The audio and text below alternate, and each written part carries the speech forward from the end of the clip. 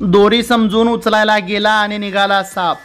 सांगली जिल्ह्यातील पलूस येथे घडली आहे ही घटना।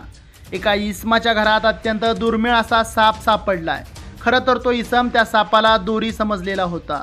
दोरी समजून तो साप उचलायला गेला तेवढ्यात त्या विषारी सापाने चावा घेण्यासाठी तोंड उचललेलं होतं, पण त्या इसमाने प्रसंगावधान दाखवत हात झटकन पाठीमागे घेतल्याने तो थोडक्यात बचावलाय।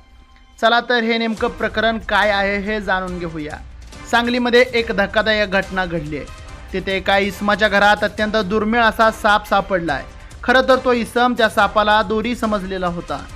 दोरी समजून तो साप उचलायला गेला तेवढ्यात त्या विषारी सापाने चावा घेण्यासाठी तोंड उचललेलं होतं, पण त्या इसमाने प्रसंगावधान दाखवत हात झटकन पाठीमागे घेतल्याने तो थोडक्यात बचावलाय।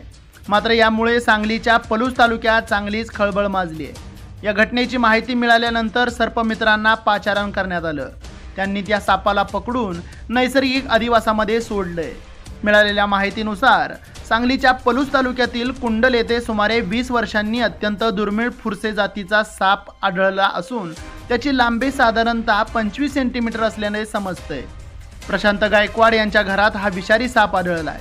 ते सायंकाळी घरात येऊन सोफ्यावर बसले असता त्यांना घरात ठेवलेला एका बॉक्सजवळ दोरीसारखे काहीतरी पडलेले दिसले। ते पाहून त्याला दोरी समजून ते उचलायला गेले आणि तेवढ्या त्या विषारी सर्पाने हाताच्या दिशेने आपले तोंड उचललेले असता मात्र चपळाईने त्यांनी हात पाठीमागे घेतल्याने बचावलेत। त्यांनी तात्काळ सर्पमित्र हनुमंत माळी यांना फोन करून बोलवलं। त्यांनी या दुर्मिळ सर्पाविषयी माहिती दिली आणि घराशेजारीच डोंगर असल्याने तिथून तो आला असावा असे सांगितले व तो सर्प पकडून नेऊन नैसर्गिक अधिवासामध्ये सोडले।